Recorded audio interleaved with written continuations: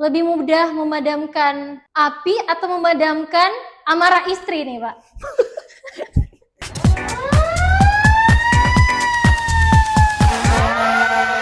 Assalamualaikum warahmatullahi wabarakatuh. Selamat pagi. Salam sejahtera untuk kita semua. Selamat datang di podcast pertama Sirina, siaran inspiratif di balik seragam Damkar. Oke, hari ini sudah bersama saya, salah satu Inspektur Dinas Penanggulangan Kebakaran dan Penyelamatan Kabupaten Penajam Pasar Utara. Sudah bersama saya dengan Bapak Chandra. Selamat pagi, Pak. Selamat pagi, Mbak Wei. Ya, Pak, mungkin sahabat Damkar pengen tahu nih sejarahnya Bapak, sejarahnya Bapak berkecimpung di Damkar itu bagaimana, Pak? Awalnya saya masuk di Damkar ini sebenarnya sih tidak pernah terpikir sama sekali ya. Nah, hanya saja pada saat itu kebetulan terbentuknya PPU pada saat itu tahun 2002, memasuki tahun 2005, di situ ada penerimaan petugas Damkar. Nah, sehingga coba-cobalah untuk memasukkan lamaran di situ. Dan akhirnya yang kebetulan alhamdulillah sih pada saat itu kan masih muda, masih kuat lah karena aktivitas dengan olahraga, sehingga tes pada saat masuk Damkar tidak mudah, Mbak. Kita harus uji fisik, sehingga fisik harus benar-benar bagus lah.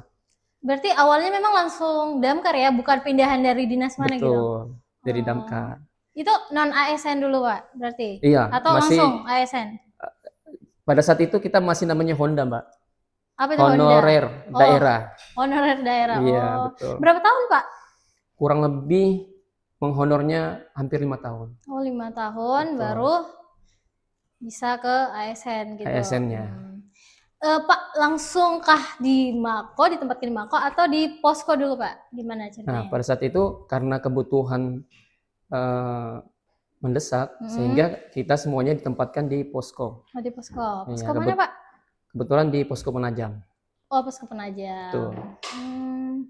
Baru tahun berapa dipindahin ke Mako? Di Mako dipindah tahun 2024. 2024. Iya.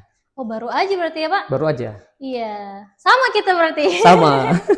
Bersamaan kemarin. Iya, Betul. Pas penerimaan CPNS itu ya, Pak? Betul sekali. Ya, betul. Oke, seperti itu ya, Pak. Baik, kita membahas tentang inspektur dulu nih, Pak. Apa sih sebenarnya tugas inspektur ini? Baik. Tugas inspektur lebih sebenarnya untuk inspeksi bangunan gedung, Mbak, atau pemukiman. Oh, ada pemukiman. Ya. Tujuannya adalah untuk memproteksi suatu bangunan sehingga mengurangi risiko dari bahaya kebakaran. Jadi termasuk pencegahan kebakaran juga ya, Pak? Pencegahan kebakaran. Dan nggak semua ya? Nggak semua bisa inspeksi kan, Pak? Iya, betul sekali. Nggak semua. Harus minimal sudah tersedianya proteksi alarm kebakaran, terus adanya hidran, dan APAR seperti itu. Berarti orang yang menginspeksi pun itu nggak sembarangan juga? Betul sekali. Ya. Harus minimal dia sudah mempunyai sertifikasi inspektur, Mbak. Nah, kita bahas itu. Gitu. Sertifikasi inspektur. Apa itu, Pak? Gimana cara dapatinnya atau gimana prosesnya? Untuk sertifikasi untuk mendapatkan inspektur ini minimal, Mbak ya. Minimal rekan-rekan itu sudah memiliki pelatihan Damkar 1. Oh, Damkar 1 dulu. Ya. Damkar 2 nggak perlu? Kebetulan saya sudah Damkar 2 juga. Oh, sudah Damkar 2. Iya, betul. Oh, jadi sudah Damkar 2. Kemudian karena kebutuhan organisasi yang mendesak, sehingga pada saat itu 2018 dikirimlah kami 2 orang inspektur. Oh, jadi setelah Dam 1, Dam 2 baru boleh melangkah ke inspektur. Betul. Jadi bisa dibilang ini diklat yang cukup sudah tinggi ya ininya, Pak, kelasnya? Ya, alhamdulillah seperti itu. Iya, baik. Nah, inspeksi ini kan di gedung-gedung atau pemukiman ya, Pak? Betul. Mungkin Sobat Damkar perlu mengetahui apa saja sih hal-hal yang kritis yang perlu dicek di gedung tersebut, di pemukiman tersebut? Iya. Memang kalau kita pada saat inspeksi ada beberapa kriteria minimal, misalnya nih gedung yang sudah memiliki minimal 500 penghuni, Mbak. Nah, itu minimal sudah ada di situ ada hidran. Nah, kalau misalnya bangunan gedung seperti contohnya kantor dinas kita ini, untuk apar saja pun sudah cukup. Nah, seperti itu. Sehingga pada saat kita melakukan inspeksi suatu bangunan gedung, yang perlu kita perhatikan adalah bagaimana fungsi dari proteksi kebakaran di gedung itu sendiri. Jadi nggak sembarangnya gedung itu tidak sembarang membuat suatu proteksi kebakaran. Betul. Harus tetap diinspeksi, harus tetap dicek secara berkala ya Pak? Betul sekali.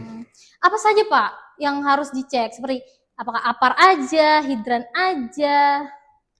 Ya, kalau misalnya di suatu gedung itu ada hidrannya, maka wajib kita akan melakukan pengujian pompa hidrannya, termasuk hidran-hidran yang ada di dalam gedung sendiri, yaitu namanya hidran dalam gedung. Kemudian ada namanya hidran pilar yang berada di luar gedung atau hidran halaman. Nah itu kita harus uji karena di situ ada 3 pompa di situ. Yaitu yang pertama ada namanya pompa utama, yaitu pompa elektrik. Kemudian ada pompa cadangan, ya, atau pompa diesel. Kemudian ada namanya pompa joki, di mana tugasnya pompa joki ini adalah untuk menstabilkan tekanan, sehingga tekanan yang berada di dalam instalasi itu tetap stabil seperti itu. Wah, cukup panjang ya Pak prosesnya. Ya, cukup banyak sebenarnya. Oke, Pak, saya itu kan udah beberapa kali ikut inspeksi, dan yang menurut saya menarik itu adalah di ruang FCC itu Pak. FCC. Iya. Dan di ruang FCC itu kan apabila ada indikasi kebakaran ada laporannya di monitor. Betul sekali. Itu seperti apa Pak? Apakah memang harus ada yang menjaga 24 jam di ruang FCC itu atau gimana? Iya. Biasanya kalau dalam suatu bangunan gedung, minimal di situ ada seorang engineering atau security. Sehingga di ruang FCC ini apabila nih terjadi kebakaran di lantai gedung, misalnya lantai 3, sehingga di layar monitor FCC itu terbaca di sini ada indikasi terjadinya kebakaran. Jadi dari laporan itu sehingga mempermudah petugas untuk melacak di mana lokasi titik kebakarannya. Jadi dilanjutkan pengumuman terjadi kebakaran oleh petugas itu. Iya, sehingga apabila terjadi kebakaran, yang dilakukan adalah pertama adalah untuk pencegahan api awalnya dulu. Iya, kalau misalnya petugasnya sudah terampil, maka dia bisa menggunakan alat pemadam yang ada di sekitarnya, Mbak, seperti itu. Baik. Pak, ini kan udah lama berkecimpung di dunia inspeksi ya. Apa saja sih temuan-temuan pada gedung itu yang diabaikan oleh pemilik gedung biasanya? Misalnya dia asal pasang aja, ternyata rusak atau apa sih Pak? Biasanya kendalanya yang kami sering temui adalah sistem perawatannya, Mbak. Ya, karena kadangkala ada salah satu pompa yang kurang maksimal kerjanya. Nah, kemudian selain itu juga biasanya di dalam hidran box yang di luar ataupun yang di dalam ada mungkin seperti ada di situ kan ada bagian-bagian hidran box itu seperti sisir untuk tempat selang. Nah, terkadang di situ tidak ada. Atau mungkin penempatannya yang kurang sempurna atau kurang baik seperti itu. Untuk di hidrannya itu. Kalau di dalam gedungnya, Pak? Di dalam gedung biasanya yang kita uji adalah di situ kan ada namanya lampu strobo, ada namanya fire alarmnya. Oh iya. Ya, jadi untuk menguji itu kalau misalnya lampu strobo kan gunanya adalah untuk orang yang gangguan pendengaran, Mbak. Ya, sehingga kalau dia melihat lampu strobo menyala berarti tandanya ada terjadi kebakaran. Oh, jadi fungsinya itu untuk yang apa ya istilahnya? Ya, yang tidak bisa mendengar lah ya. Betul sekali. Kemudian kalau untuk alarm untuk orang yang tidak bisa melihat. Tidak melihat, ya. Sehingga apabila mendengar alarm berbunyi baru terjadi kebakaran. Oh, jadi gitu fungsinya, Pak. Wah, sedetail itu Sobat Damkar. Baik. Nah, jadi sebuah pemukiman dan gedung itu dikatakan aman nih, Pak. Betul. Apa indikatornya? Minimal dia memenuhi standar yang sudah kami tetapkan. Minimal SPM di situ sudah berjalan dengan baik. Karena di dalam satu gedung minimal dia sudah MKKG-nya, Mbak, manajemen keselamatan kebakaran gedung. Kalau di situ sudah berjalan berarti gedung itu sudah baik. Karena di situ nanti ada masing-masing petugasnya, ada bagian penyelamatan berkas, ada bagian untuk evakuasi korban, kemudian ada juga petugas untuk khusus memadamkan apinya. Ya, minimal seperti misalnya nih alat pemadaman yang modern seperti APAR betul-betul berfungsi sesuai dengan fungsinya. Maksudnya seperti APAR-nya tidak kadaluarsa seperti itu. Itulah yang perlu kita cek juga, Mbak. Berarti emang ada standarnya ya Pak, Ada yang standarnya. harus terpenuhi sehingga gedung atau pemukiman itu aman. Ini kan tadi bahas di gedung atau pemukiman. Gimana dengan di dalam rumah itu sendiri Pak? Kalau untuk ibu-ibu nih, Sobat Damkar ibu-ibu, gimana pencegahan kebakaran itu bisa diatasi di dalam rumah? Baik. Biasanya kalau di rumah tangga minimal Mbak ya, biasanya kebanyakan yang rawan itu kan kebocoran tabung gas. Betul, kompor nih ibu-ibu.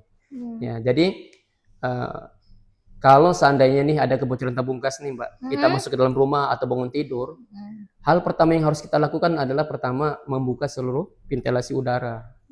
Seperti pintu gitu Pak ya, jendela ya. Supaya apa? Supaya udara yang di dalam rumah, sirkulasi udara di luar bisa cepat kembali normal di dalam rumah kita. Kemudian jangan lupa seperti lampu yang sudah hidup jangan dimatikan, kemudian yang mati jangan dihidupkan. Seperti itu Sobat Damkar. Karena kita tahu ya, gas itu kan mudah terjadi kebakaran Mbak. Begitu ada percikan api, dia bisa menyala. Wah, sampai sengaruh itu ya, percikan sedikit itu pun ya Pak? Iya. Jadi apa Pak yang harus dilakuin? Apakah harus menunggu gasnya habis di situ atau gimana? Ya, selanjutnya setelah kita membuka seluruh ventilasi udara, kita membuka regulatornya Mbak, dari tabung gasnya. Kemudian setelah itu, kita melepas regulator, kita bawa tabung gasnya ke tempat yang aman. Tapi jangan dilempar ya Mbak. Iya, siapa tahu misalnya ada tetangga lewat, dilempar kena kepalanya, kan repot jadinya. Pernah nggak Bapak lihat ada yang rendam air itu Pak? Jadi gasnya udah terbakar, sudah bunyi, sudah bocor. Ada yang ngerendam gas itu dalam ember. Itu gimana Pak? Sebenarnya ember dalam air gitu. Air dalam ember maksud saya. Ya cuman kalau misalnya merendam seperti itu tanpa menggunakan alat yang memadai untuk lapisan tangan kita, khawatir itu malah tangannya terbakar. Jadi sebaiknya kita menggunakan alat tradisional Mbak. Mungkin seperti kalau mungkin karung goni kan agak sulit nih biasanya di rumah. Minimal kita menggunakan kain yang tebal. Contohnya seperti selimut atau handuk. Oh jadi bisa ya, nggak harus karung ya Pak? Nggak mesti karung, minimal yang tebal. Kemudian kita basahkan, kemudian kita tutup ke bagian yang terbakar. Wah, cara nutupnya itu Pak, ada pun caranya? Caranya tinggal kita misalnya ambil kain yang dibasahkan, kita tutup ke sumber apinya, misalnya di tabung nih. Kita tutup, kemudian kita putar handuknya sampai kira-kira udara tidak masuk di daerah tabungnya. Kemudian api padam, kemudian kita lepas buka regulatornya. Kemudian kita bawa tabungnya ke tempat yang aman seperti itu. Jadi nggak dilempar handuknya ya? Tidak dilempar. Ditutup pelan-pelan. Betul sekali. Oke, gitu Sobat Damkar. Jangan sampai lempar handuk basah itu ya. Betul. Oke Pak, jadi itulah Sobat Damkar untuk apalagi untuk ibu-ibu ya yang sangat penting disiapkan apabila ada hal-hal yang tidak diinginkan. Intinya jangan panik ya Pak. Betul. Jangan panik supaya kita bisa berpikir jernih gitu. Betul sekali. Jadi kapan batasannya Pak kita bisa manggil damkar?